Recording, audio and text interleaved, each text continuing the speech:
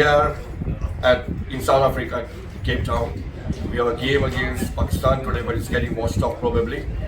And I'm making a video today with Khuram Khan, our UAE captain, who has been leading the UAE team, not this 50s, actual UAE team, and done a great job, one of the best all-rounders.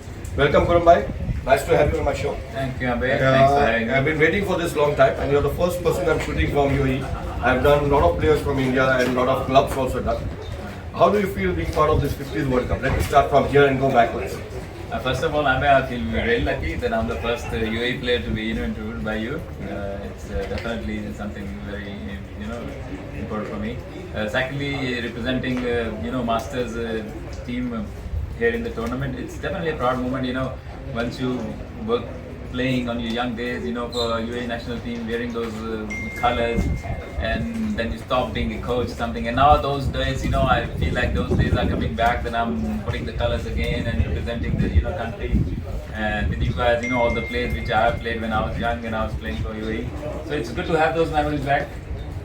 It's good to see you that you're talking about a 50th World Cup, and you've been part of the main World Cup for UAE as well. And when we were expecting you to be captain at that time, and still you put off all your sources together and you went and played well and you did your part and do your role. We always find you a person who does his job on the field and off the field, what is given to your task. Really felt good about that. What was the experience of that World Cup which you went with the UAE team for? I think it was in Australia, I guess. Australia, New Zealand, yes. That was back in 2015, yes, in February. I think wonderful memories, That was your first World Cup, right? That was my second because before that I played T20. T20 World Cup, Bangladesh. Bangladesh. That was the first for UAE. And then second was, after a year in 2015 in New Zealand, Australia. A wonderful, wonderful experience because, you have played cricket in UAE and suddenly, when you qualified in 2014 to play the next year World Cup. So what New Zealand and Australia did, I think very nice of them that they invited us for 2-3 tours, 45 days each, that you have to come here, play those wickets, see the ground. So you had a good warm-up time. Exactly. So we had like nearly 3 tours in 1 year. So and the feel of being part of that World Cup was elite. It's the best thing on the earth to happen. Exactly, for a cricketer, life of a cricketer. Exactly. It feels like everything you have done in cricket all your life, it's paid off suddenly. It's being part of the ICC World Cup. It's everything you've done in hard work in your life. It's kind of paid off. And the setting was amazing. All these teams. So it was. For me, it felt like whatever I've done in cricket all my life is paid off. You came way back to UAE in 1990s, mid of 90s, or start of 90s, I guess. And you started with Malik Nidal. So tell us something about how you reached to Dubai. I came to UAE in 1996, January 1996. Still remember the day. 4 years later to me. I was in okay. So I think lots of cricketers who came to UAE in 90s. I've had lots of this, good cricket game. So actually my younger brother was here, he was working for a hotel, he was having a good job and he was asking me, if you're interested, I can arrange a job for you, a few matches. And I was just fresh university graduate then. I completed my master, even didn't get the results yet. So he said, come on. So you had played some cricket in Pakistan under 19 or something like that? I did. Yes, but what happened was I never played for Pakistan, to be honest, any age group, but for my own city, for my university, I was captain, and I played one first class only. I was captain of the inter-university tournament. Okay. And exactly, before the result, I moved to UAE, and I was offered to play a match in first month to represent Malik New Zealand. I remember that, yeah. A wonderful team. And those days in UAE, you remember all the cement grounds and sand. Yeah, stony ground and all that stuff. So they say, we'll give you a chance if you perform, we'll think about your job.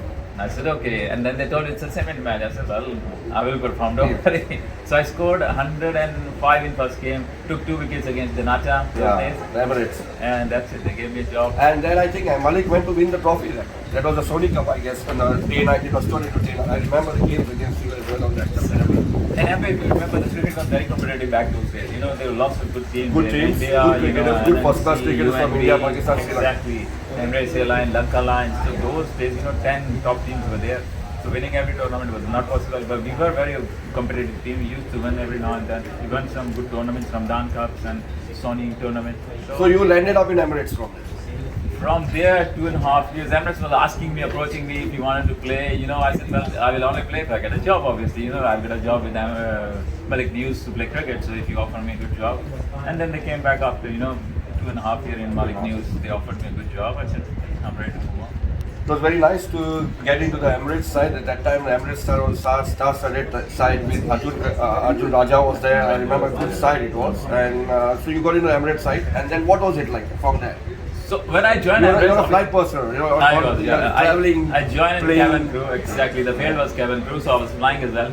But when we started playing for Emirates, I realized that it's more of a team which they like to play cricket, but we were still not a team which will win the tournament. So I told them, listen, if we wanted to win the tournaments, we need to put some more cricketers in, give few people jobs, who can play good cricket, and they started listening to us. And I think it was after 2-3 years after joining them, then we had a wonderful team, and we started.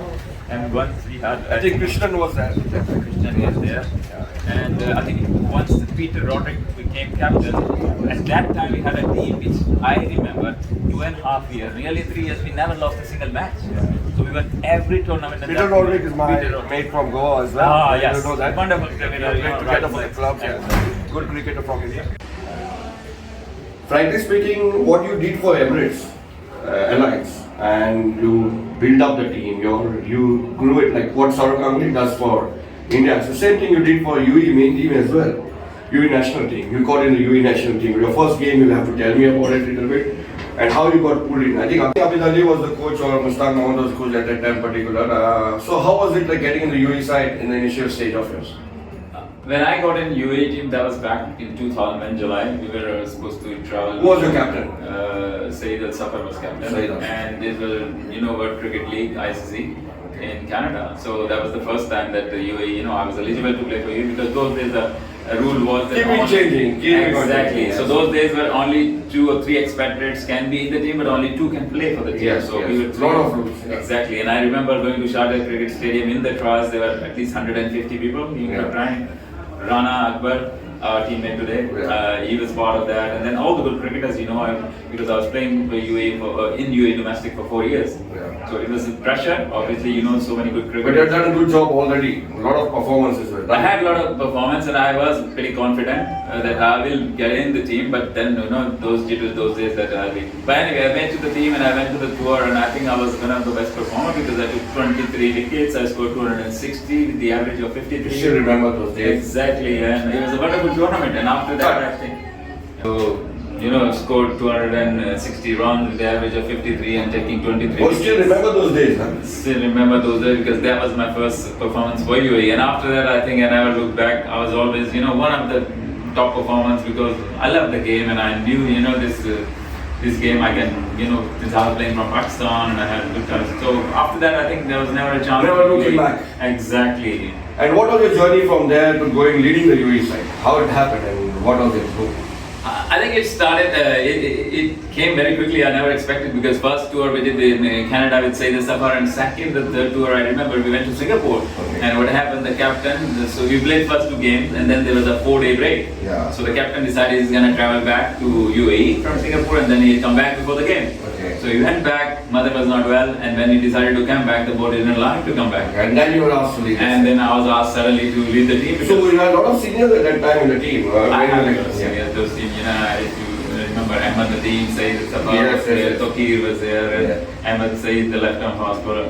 Very good team. The guy, Asim Saeed was there as well. So the guys who are almost, they are representing 4 or 5 years back, so I was part. But I think it was a good gel. It was a very good gel. We won lots of tournaments. The journey of yours from club cricket, job to playing for UAE, leading UAE. And now for this 50s UAE. And what are you doing nowadays? You are with the academy, I guess, Sharjah Cricket Academy. And what are your plans in life? But currently, I'm head of academy, Sharjah Cricket Academy. We've got more than 250 kids there. So this is something. When I used to play for UAE and when I was playing cricket, it was always back of my mind. I love coaching.